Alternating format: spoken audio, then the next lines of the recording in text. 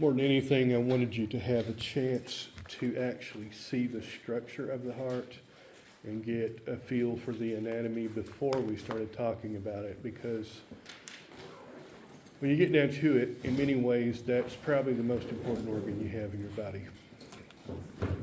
You don't want it to stop at any time.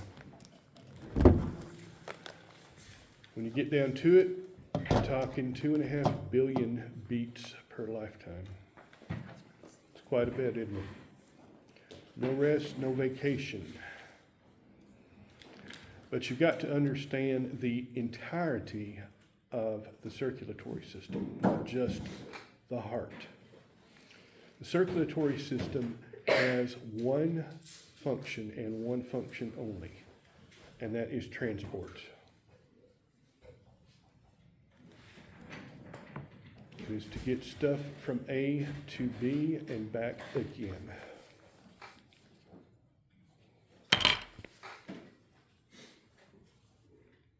What does it transport? Pretty much everything. The obvious one, and what most people would probably consider the most important, would be oxygen from the lungs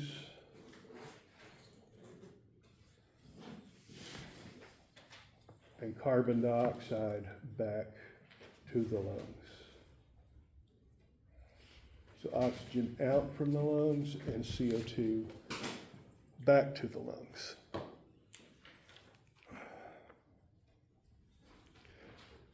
But it also transports food from the intestines,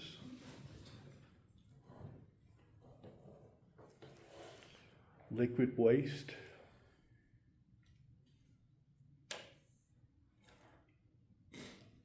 waste that has been dissolved in the serum or the plasma, necessary minerals, vitamins,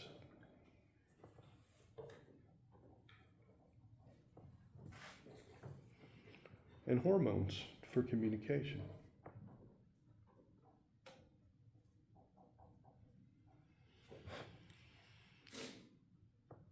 We talk so much about the blood, but you have to consider the circulatory system as well. They're equally important because the blood does the carrying, but the circulatory system makes up the transportation network.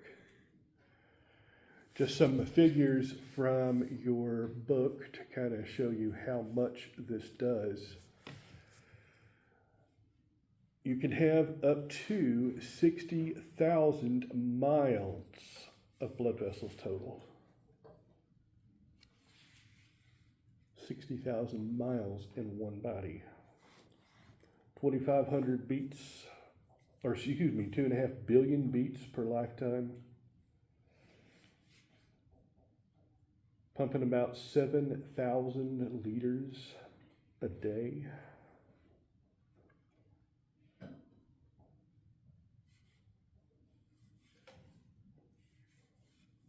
Normal heartbeats anywhere from 60 to 100 beats per minute.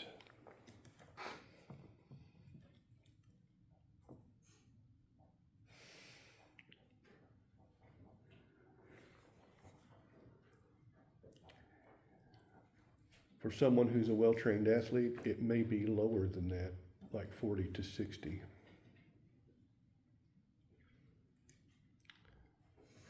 I brought in my automated blood pressure gauge just so we can play with that later in lab, and you can see a huge difference between your blood pressure and number of beats per minute and mine.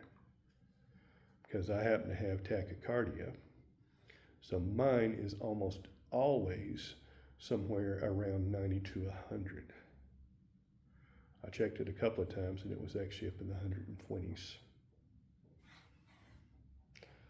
Doc said that's normal for me. Normally I wear a smartwatch to keep track of it. It's kind of scary, but it's generally 90 to 100, somewhere in there. So does everybody understand what the blood circulatory system does? Technically, this system consists of three types or three components. The first is the heart. The heart is the pump, it's the center, it's where all the action happens.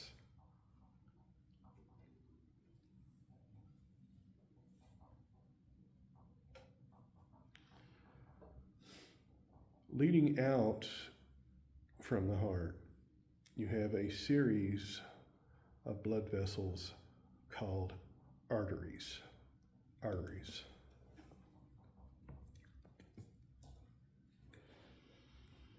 Arteries tend to have thick walls. They're fairly strong. And they carry blood away from the heart. They carry blood away from the heart.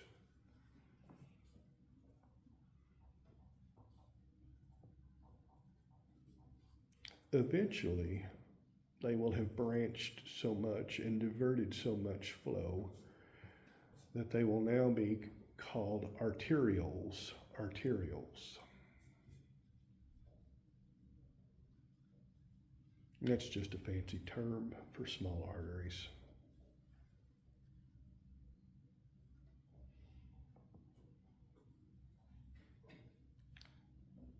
These in turn will branch down into what's known as the capillaries. Capillaries. Capillaries are tiny. They are essentially about the diameter of one single red blood cell.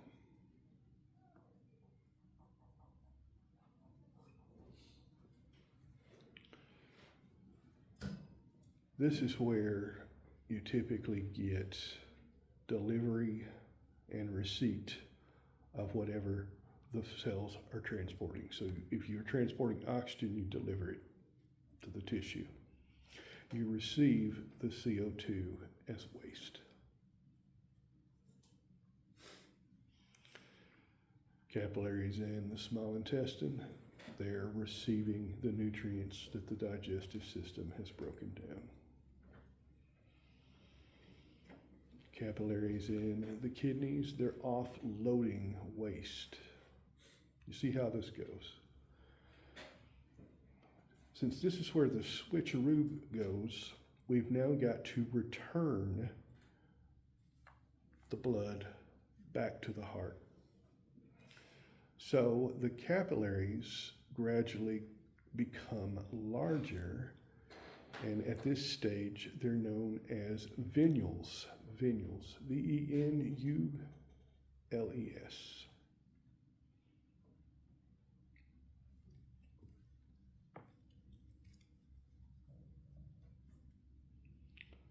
Then they go into the veins, V-E-I-N-S, the veins.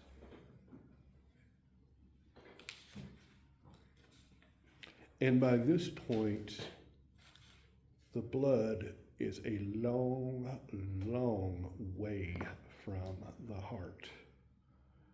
The veins actually have one-way valves to keep the blood from flowing backwards. You may want to make sure that you're aware of that. And eventually, you've come all the way back to where you started, the heart. And you get to do the whole process again. So the veins are always back to the yeah. heart? The key thing is this: arteries always carry blood away. Veins always carry blood to. Okay. That help? A and artery for away. Yeah, that's fine. Whatever helps your memory. Now, there's a general rule that I'm going to tell you, but there is a single exception, okay? So the general rule is this: arteries typically carry oxygenated blood away from the heart. Oxygenated, that means it has oxygen.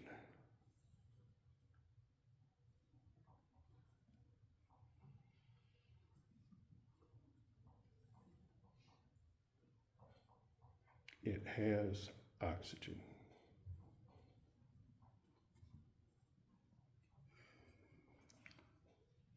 Veins carry deoxygenated blood back to the heart, meaning it does not contain oxygen.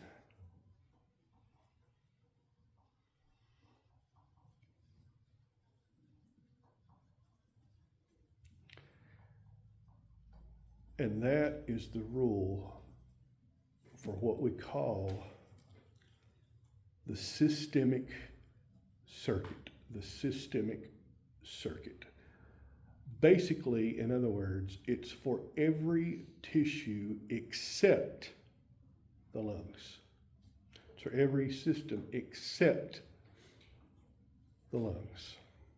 It was a systemic what? Circuit. Circuit literally just means it's going in a circle. Because properly speaking, the circulatory system has two circuits. Most people think of the systemic circuit because it involves everything but the heart and lungs. The pulmonary circuit involves the heart and the lungs. In this case, the pulmonary artery carries deoxygenated blood away from the heart to the lungs. It's the only artery that carries deoxygenated blood. Does everybody see why? Because we've gathered it up and now we've got to recharge it, so we're sending it off to the charging station. But it's technically an artery because it's carrying blood away. Is everyone clear on that? Yes, sir. Does it still have like the characteristics of an artery when it gets high pressure and has thick walls? Yes, definitely, because it's so close to the heart. You got to remember, anything that's coming out of the heart, right at the heart itself, is where it's going to have the highest pressure, right? It's at the end of the veins leading into the heart that's going to be the lowest, because it's just a factor of distance. It's a good question, by the way. So the pulmonary vein, as you might imagine, carries oxygenated blood from the lungs to the heart.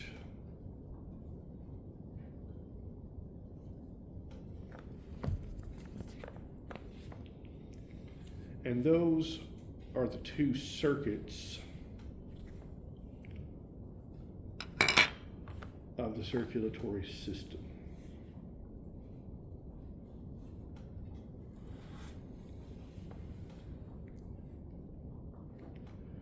So let's talk a little bit about the structure of the heart. The heart sits pretty much in the center of the chest, tilted a little to the left. It is about the size of your fist, somewhere around 5 or 6 inches in an adult. And it is the toughest muscle in the body.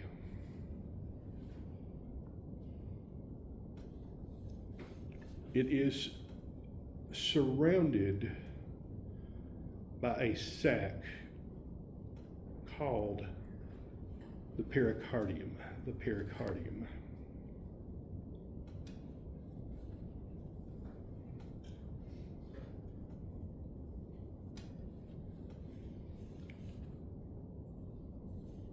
This encloses the heart and the ends of the blood vessels that go in or out of it. And the outer layer is known as the fibrous pericardium. The fibrous pericardium. Now, I see only 2 people writing that down. And that, as you might imagine, is dense fibrous connective tissue. It attaches the heart to the diaphragm, the sternum, the vertebra, and those large blood vessels.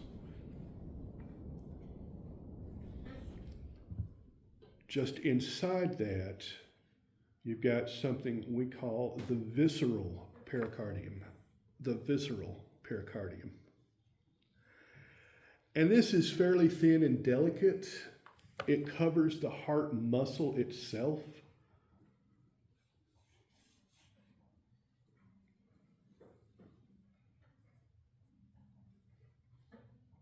And it folds back on itself, forming what we call the parietal pericardium. The parietal pericardium. So that actually covers the fibrous layer as well. What do you mean, like, folds back on itself? I mean, you've got the fibrous pericardium. Let's say that's my hand. Yeah. This right here is the visceral pericardium, Mhm. and it's attached to the heart, and it covers the heart, but it also goes back and covers the back of the fibrous. Okay. Does that make sense? Yeah. So it's like double-sided? Yeah, it's a good way to put it. And between these two, you've got a space called the pericardial cavity that's got a small amount of fluid in it. It's got a small amount of fluid in it. What was that called again? The pericardial cavity.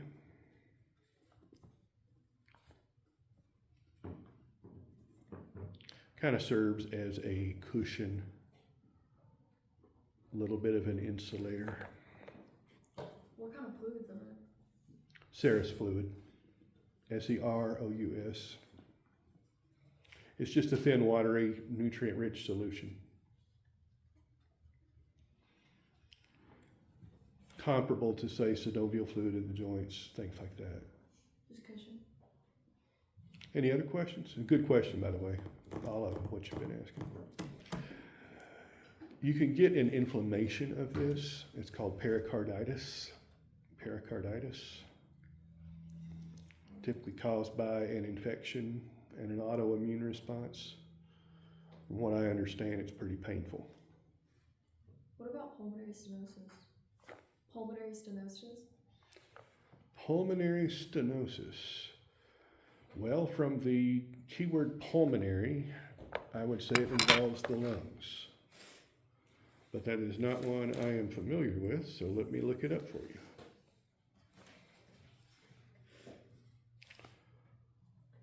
Pulmonary stenosis is a heart valve disorder where the pulmonary valve, which is between the right ventricle and the pulmonary artery, is narrowed, thickened, or stiffened, restricting blood flow to the lungs. Does that clarify it? Yes, or I have. It's one of the reasons I want you all to take a look at the structure of the heart before we started talking about this. Because when I mention these things, you actually know what they are now.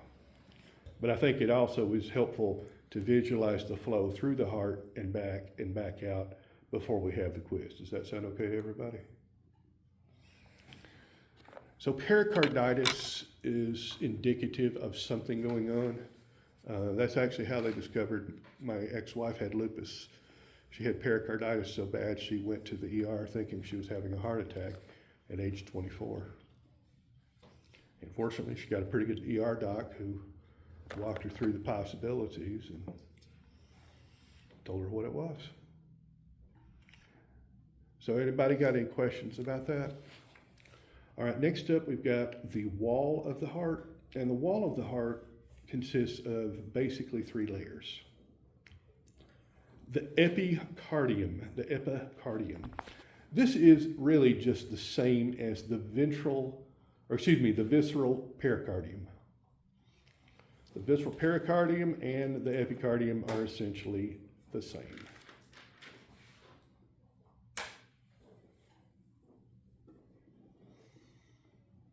And this just protects the heart from friction. It helps reduce friction.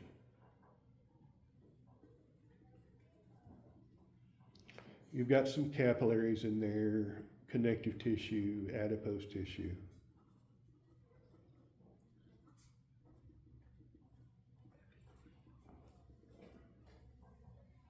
Question? No. The middle layer of the heart is the business part of the heart. It's called the myocardium. Myocardium. And as you might imagine, it is made up almost entirely of cardiac muscle. Thick, dense cardiac muscle. How do you spell that? Myocardium. Myocardium. And what does this do? What does it do? What would you think? I see Jackson flexing his fingers. It's Also- what contracts and pumps. It's what actually That's causes what it. an MI is. It's myocardial infarction. That's a heart attack. It's when that muscle basically dies. I'm gonna let you teach the rest of the lecture. I'm glad you know that already because it's good stuff. But don't ever feel bad for asking. It's a good question. So everybody okay with the myocardium? Then we've got the endocardium, and that is just epithelial and connective tissue that essentially forms the inner layer. You said epithelial tissue? Epithelial, connective, both. It's got a lot of elastic fibers as well as collagen fibers. You got some blood vessels in it. And finally, you've got specialized cardiac cells called Purkinje fibers. Purkinje fibers. Purkinje.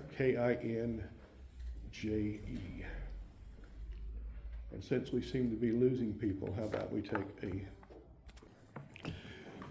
So, the valves and the chambers of the heart. Basically, you've got 4 chambers of the heart. 2 on the left, 2 on the right. The atria, or atrium single, are the entrances. And they're more or less located on the top. Got 1 on the left, 1 on the right. The ventricles are more or less on the bottom, again, 1 on the left, 1 on the right.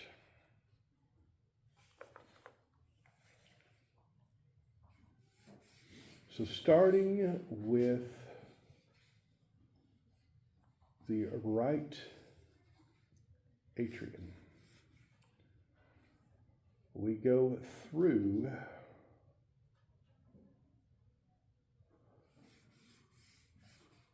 we've got blood coming in from the vena cava, unoxygenated blood going in through the vena cava.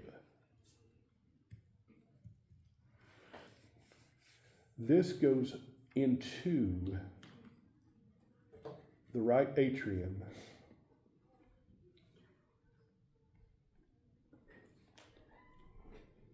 then goes through the large tricuspid valve,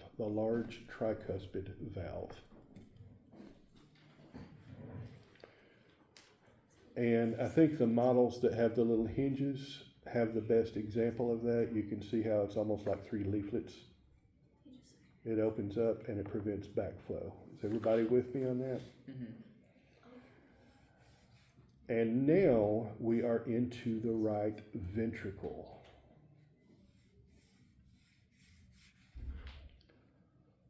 From the right ventricle, it goes through the pulmonary valve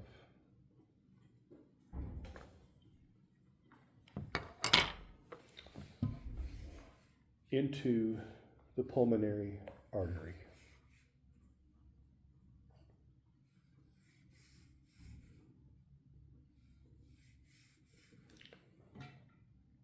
From there, it's going to go to one or other of the lungs, right or left lung.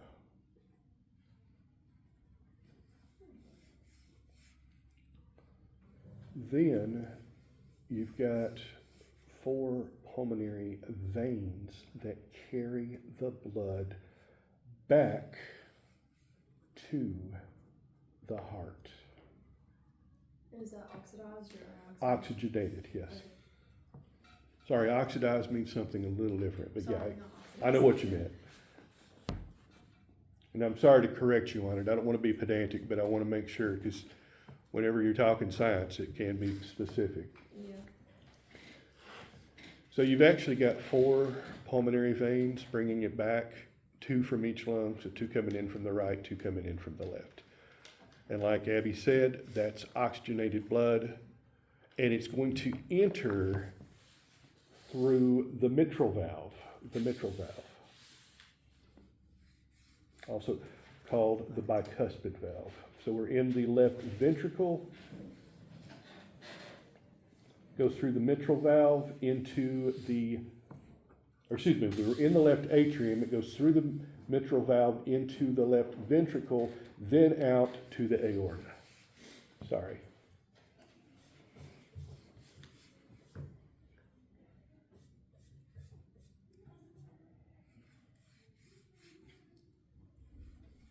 So you've got basically 4 valves that you need to know. The first is the tricuspid valve, and that's between the right atrium and ventricle. The pulmonary valve, which leads from the right ventricle into the pulmonary artery or pulmonary trunk. The mitral valve, that's between the left atrium and left ventricle. And then the aortic valve between the left ventricle and the aorta. Table 15.2 on page 188 does a very good job of showing that. You said the mitral valve? Between the left atrium and the left ventricle, That's the bicuspid? the bicuspid. Either one is fine as far as I'm concerned for this class. If you put mitral, you'll get correct. If you get bicuspid, you'll get it correct. I've heard both. You do need to know the difference between the pulmonary and aortic valve. They are called, both of them are sometimes called semilunar valves. But since they have different blood vessels leading out, you do need to know the difference. So I think that's reasonably fair because they're pretty much named after where the blood goes next. Is that okay with everyone? Jackson's not nodding. I said, is that okay with everyone? And then I noticed you weren't nodding. Yeah, that's okay with me. Again, table 15.2 does an excellent job summarizing that. I don't want you all to get too hung up on all of the specifics of the anatomy that we discussed. The book does a really good job walking you through that. If you look at figure 15.6, which I know you've been studying, something that might help you is figure 15.9. And that kind of helps show the blood flow, at least to the right side, or for the left side of the heart. Does everybody see that?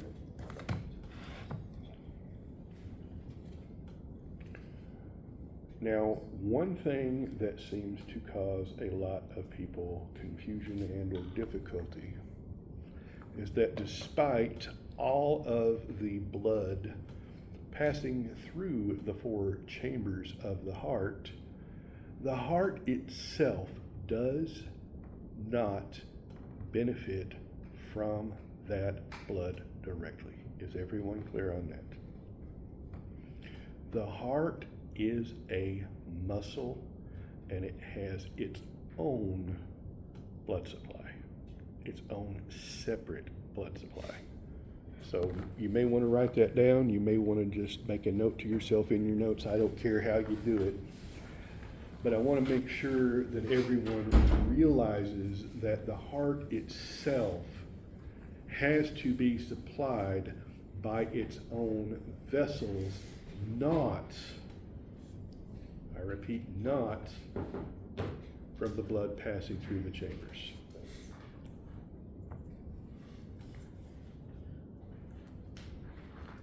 And in fact, the two coronary arteries are the first two that branch off from the aorta. And since you've got two sides to the heart, as you might imagine, you've got two coronary arteries, right and left.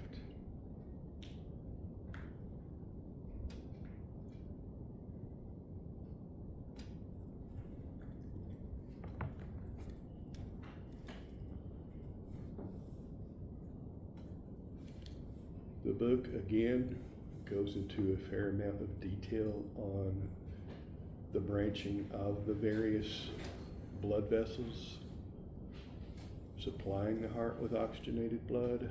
I am not going to get into that except for two things.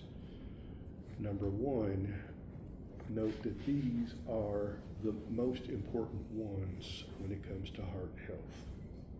Because if they get blocked or if they have diminished blood flow, you can get muscle death downstream from the blockage.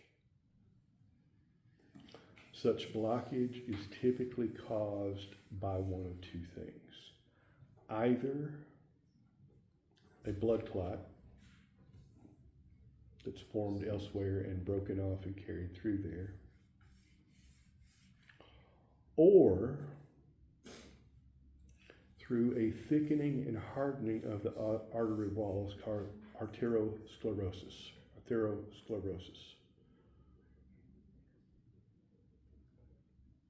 Everybody got that? If the blockage is sufficient that the downstream tissue can no longer receive enough oxygen and function, the downstream tissue will die. This is called a myocardial infarction. A myocardial infarction. And I think you all know what the common term for that is, don't you? Heart attack.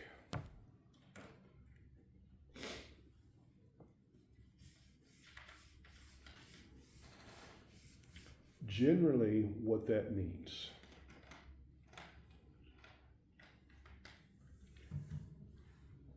is you have lost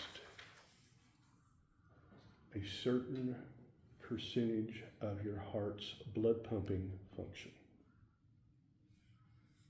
And once that tissue is dead and gone, it is dead and gone. You do not build it back up. The heart is not a muscle you can exercise and build back up. This is why they emphasize heart health. Does anybody know what the number one killer of adults in the United States of America is? Heart disease. Heart disease. Over and above every single other thing. Now, they put a lot of different things under this heading. Strokes, heart attacks, things like that. Congestive heart failure. But I want to just bring that up because cardiac complications are the number one danger factor in the population.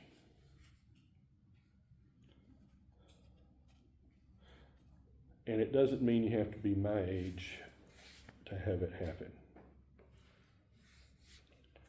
Heart disease causes approximately 695,000 to 700,000 deaths per year, representing about 1 out of every 5 deaths.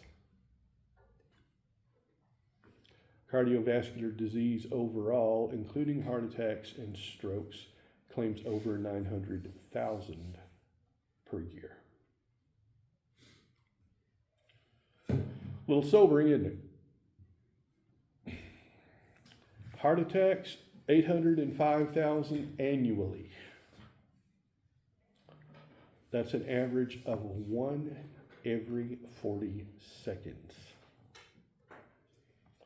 Cardiac arrests, 417,000 deaths per year. About 2 people die of heart disease every 3 minutes.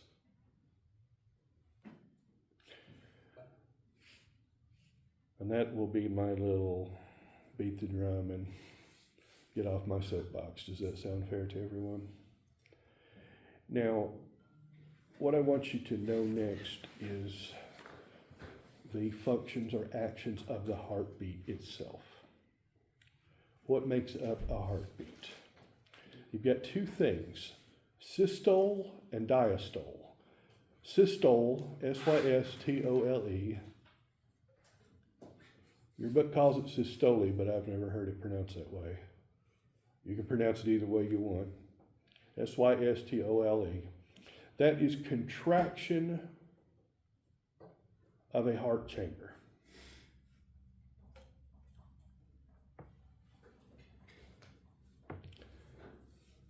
It is followed by diastole or diastole, D-I-A-S-T-O-L-E.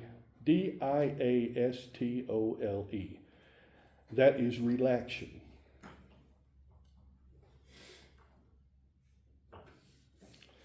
And this is coordinated.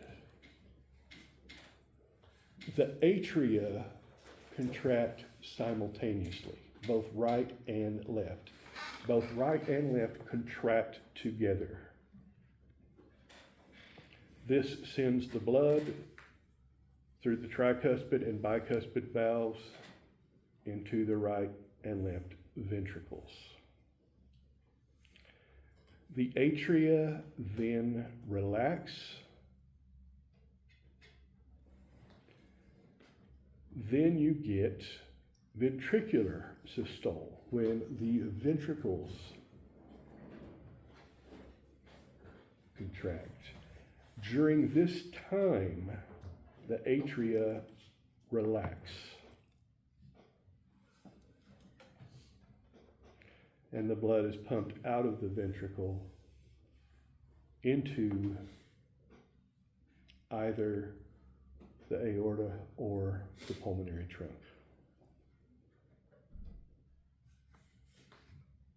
Then all 4 chambers have a brief rest.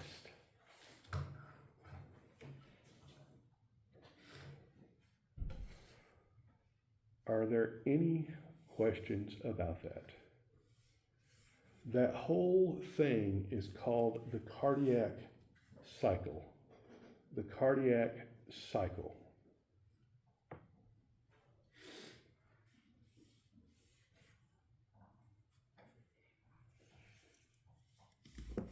Or we may call it the heartbeat. The heartbeat.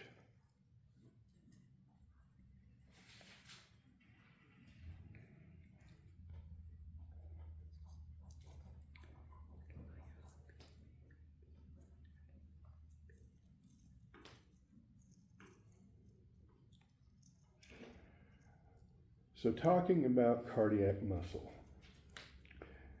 Unlike skeletal muscle, it is usually uninucleate, one nucleus. Nobody is writing that down. It does have striations, very similar to what you see in the skeletal muscle. And the most important thing is these muscle fibers are held together by a structure called an intercalated disc. An intercalated disc.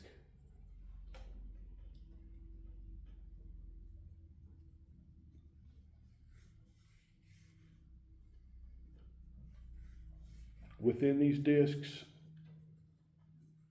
are intercellular junctions called desmosomes and gap junctions. Desmosomes and gap junctions.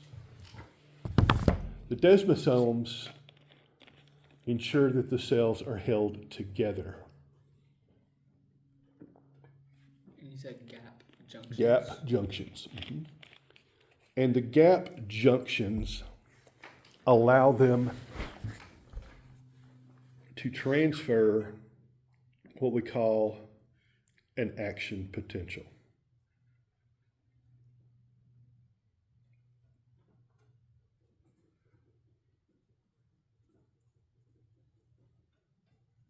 And in summary, what that means is simply that these cells contract as a unit.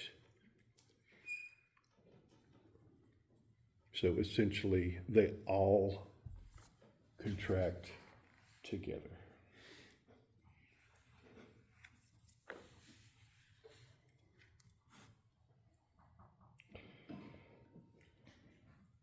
These cells together are called a functional syncytium. A functional syncytium. Would anybody like me to spell that? Yes. I think we all know how to spell functional, is that correct? Syncytium is SYNCYTIUM.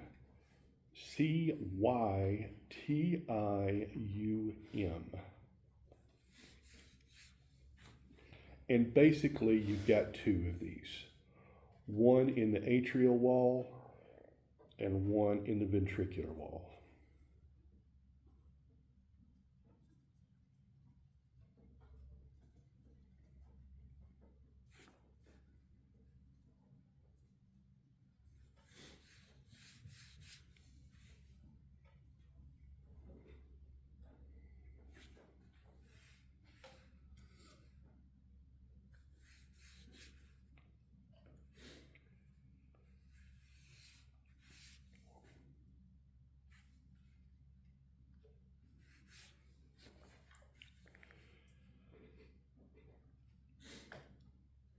And you've got some specialized cardiac muscle cells that are self-exciting. They're self-exciting.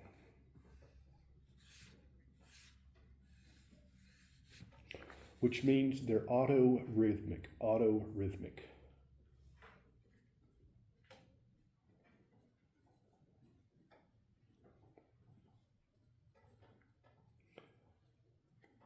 This ensures that the separate contractions of the chambers occur sequentially and simultaneously.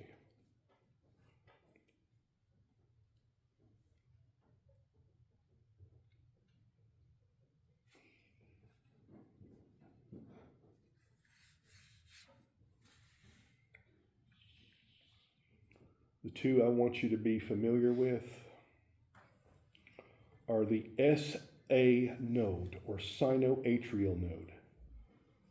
The SA node. This is in the right atrium and is sometimes called the pacemaker because it initiates the process. You said it was in the right atrium? Yeah. It's just beneath the epicardium and right near the opening of the vena cava.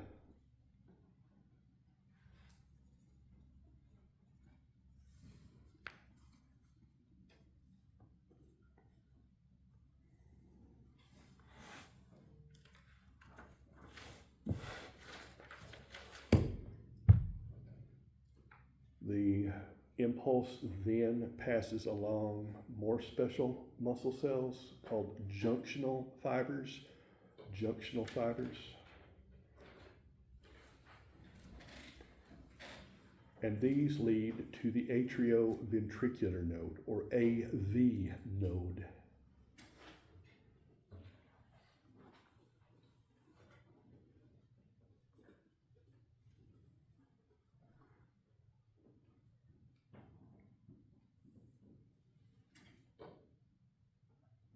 It then goes to the atrioventricular bundle or HV bundle.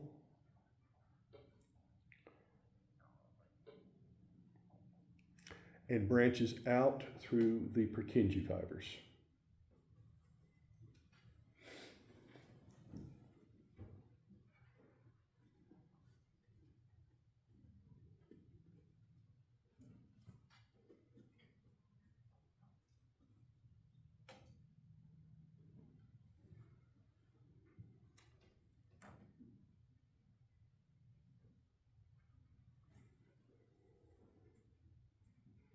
So is everybody cool with that?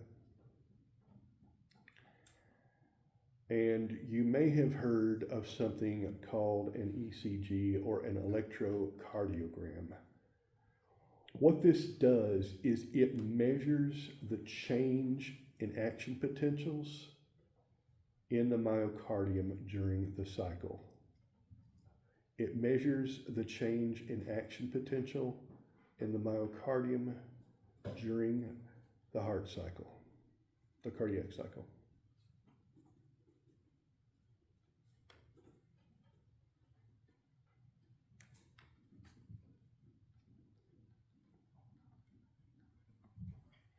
This is measured by putting electrodes on the skin at various points.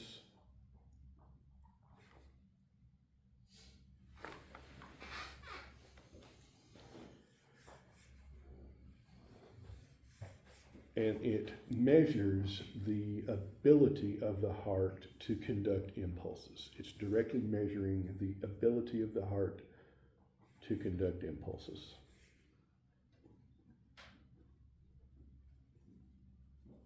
Question, ladies? Oh, I was saying that they stick them all over you, the little tabs. And they stick too. Last time I felt like I needed a pair of pliers to get those things off of me. One of the advantages of an ECG is it measures the muscle activity more or less directly because it's measuring the impulses directly. And if you wear a monitor that records it, you can actually get a record over time. If they suspect some unusual heart activity, very often they'll ask you to wear it for 24, 48 hours, something like that. But you all also know of stethoscopes, right? And what that does is it actually allows you to hear the heartbeat directly. Allows you to hear the heartbeat directly. And typically you hear two sounds that equals one heartbeat. And your book calls it lub-dup. Sounds like the name of some kind of Swedish rock band to me. And basically what that does is it is due to the vibrations in the heart tissues associated with the turbulence of the blood as it moves when the heart valves close. Am I putting you to sleep? I was thinking, what was that? Don't feel bad. It's been a long lecture, hasn't it? Do y'all want to take another 5-minute break? I'm okay with that. Yeah, let's take a 5-minute.